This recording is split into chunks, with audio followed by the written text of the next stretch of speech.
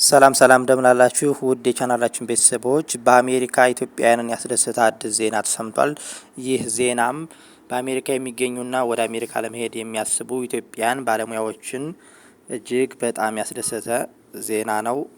ፕሬዚደንት ዶናልድ ትራምፕ በኤች1ቢ የቪዛ ማመልከቻ ላይ ጥለውት የነበረውን የቪዛዎችን ህልም ያጨለመውን $100,000 ክፍያ ትናንት በፌዴራል ፍርድ ቤት ሙሉ በሙሉ መታገዱ ነው የተሰማው። ወደ አሜሪካ ለመሄድ ለሚያስቡ ኢትዮጵያን ባለሙያዎችና አሁን አሜሪካ ውስጥ በኦቲፒ ላይ ላሉት ተማሪዎች ምን አይነት ወሳኝ እድል ይዞ መጥቷል የሚለውን ሙሉ መረጃ ዝርዝር መረጃውን በጥልቀት እንመለከታለን። እስከ መጨረሻው ድረስ አብራችሁን ይቆዩ።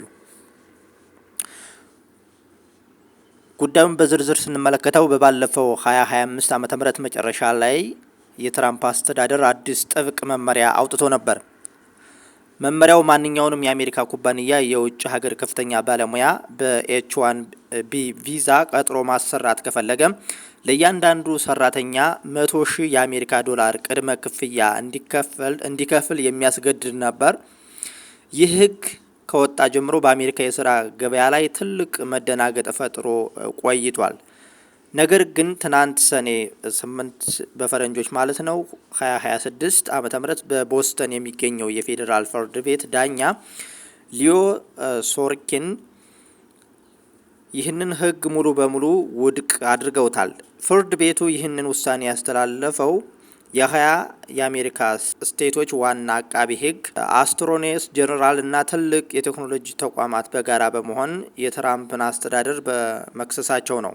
ዳኛው በውሳኔያቸው ላይ እንደገለጹት ይህ $100,000 ክፍያ ህጋዊ የቪዛ ማስኬጃ ክፍያ ሳይሆን በህግ ያልተፈቀደ ቀረጥ ወይንም ደግሞ አንላውፉል ታክስ ነው ብለውታል።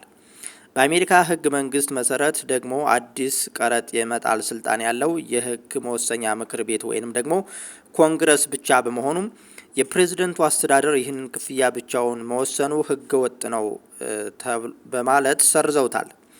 የትራምፕ አስተዳደር አላማም የኩባንያዎችን ተቃውሞ ማሽመድመድ እንዲሁም ደግሞ የተጓዦችን አላማ ማጨናገፍ ላይ የሚጥል አዲስ ውሳኔ ነበር ይህ የተሻረው። ለመሆኑ የትራምፕ አስተዳደር ይህንን ህግ ለምን ማውጣት ፈለገ? ዋናው አላማቸው አሜሪካውያንን ቅድሚያ መቅጠር ወይንም ደግሞ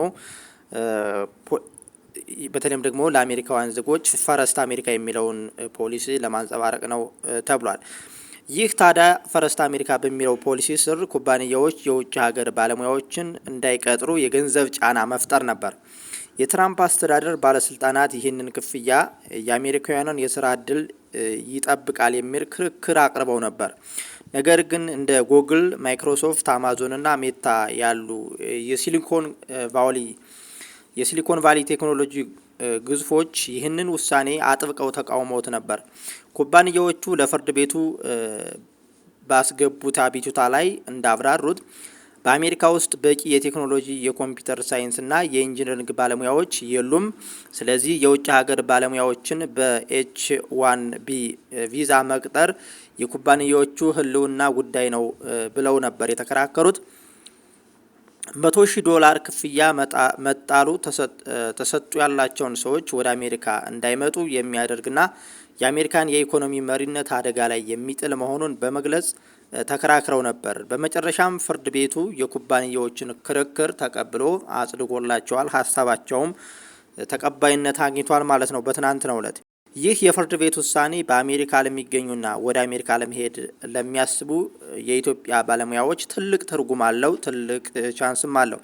በተለይ ደግሞ በአሁኑ ሰዓት በአሜሪካ ዩኒቨርሲቲዎች ተምረው ፕራክቲካል ትሬኒንግ ላይ የሚገኙና ወደ ኤች1ቢ የስራ ቪዛ ለመቀየር የሚጠባበቁ በርካታ ኢትዮጵያውያን ተማሪዎች በህይወታቸው በጣም መልካም ነው ማለት ነው።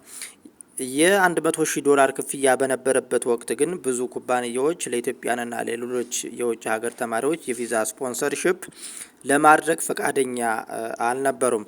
አሁን ግን ክፍያው በመሰረዙና ወደ ድሮው አሰራር ማለትም ወደ $2,000 እስከ $5,000 ክፍያ በመመለሱ ኩባንያዎች በነጻነትና ያለምንም የገንዘብ ጫና ብቁ የሆኑ የውጭ ሀገር ባለሙያዎችን መቅጠር ይችላሉ ማለት ነው። ይህ ማለት የብዙ ወጣቶች በአሜሪካ የመኖርና የመስራት ህልም እንደገና በሩ ተከፍቷል ማለት ነው።